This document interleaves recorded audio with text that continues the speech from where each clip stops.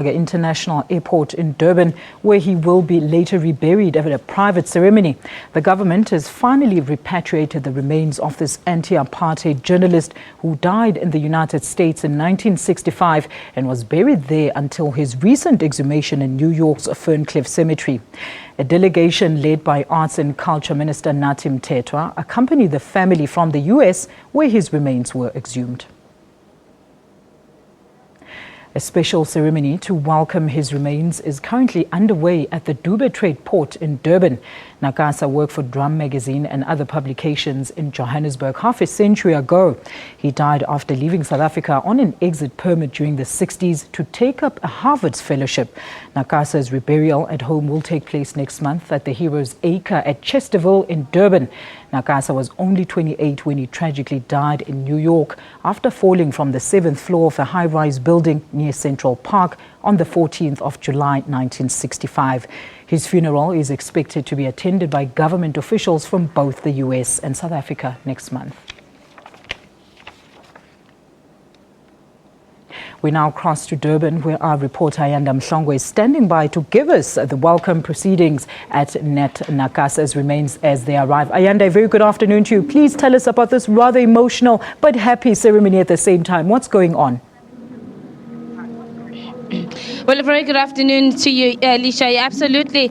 A bittersweet moment, I think, for the Nakasa family, of course, also for his colleagues, those that he worked with back in the days, also for the government of South Africa. About an hour or so ago, Nat Nakasa touched down here in Durban. And as you have said, of course, he comes home after 50 years of being in exile. His family were earlier on talking to his half-brother, saying that as a family, they've got mixed emotions. While they're very, very happy that finally their brother will be able to come home, that on the 13th of September, they'll be able to finally rebury him in the township of Chesterville, where Nat Nakasa was born on the 12th of May 1937. But also it's very, very sad for them that that he comes back in a coffin, and that they'd wished that to have seen him. They wished that he would have come home alive. But nevertheless, they're very grateful to the South African government, very grateful to SANEF and all the efforts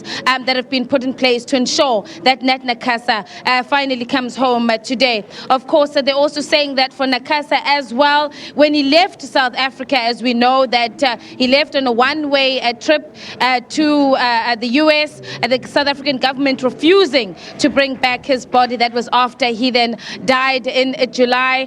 And all the years, and it was thanks to the musicians, South African musicians at the time that were in New York, that were able to put together monies, and therefore Nat Nakasa was then able to be buried at the Ferncliff cemetery back in the United States. He then said, and he was quoted at the time when he left South Africa, that he was feeling very bitter. He was bitter about the situation that was happening in South Africa, very bitter and sad that he was leaving his country and not knowing where he would when he would ever be able to return home. We also had the opportunity to speak to Mary Papaya, the convener, and has been very instrumental with the team that has been working on bringing back Nat Nakasa. She was also just going through and telling us about their efforts to bring him home, saying that he was extremely homesick, and that they know that it's a proud moment and he'd be happy to come back home today. Inside the marquee behind me, let me just say before, when he arrived here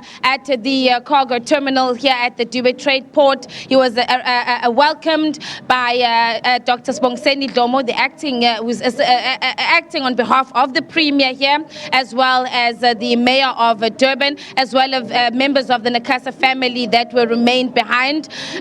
We do know that on the journey coming back, they were accompanied by the Minister, Nathi Mthethwa, and some of the relatives of Nat Nakasa.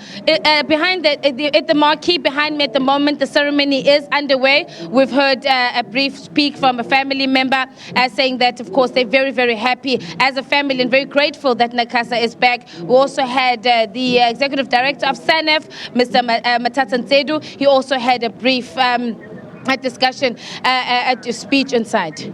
All right, thank you so much. That's SABC reporter Ayanda Mhlongo live to us from Durban, where Nat Nakasa's remains were returned from the States to his rightful home in Durban. We're not going to take a break. We're going to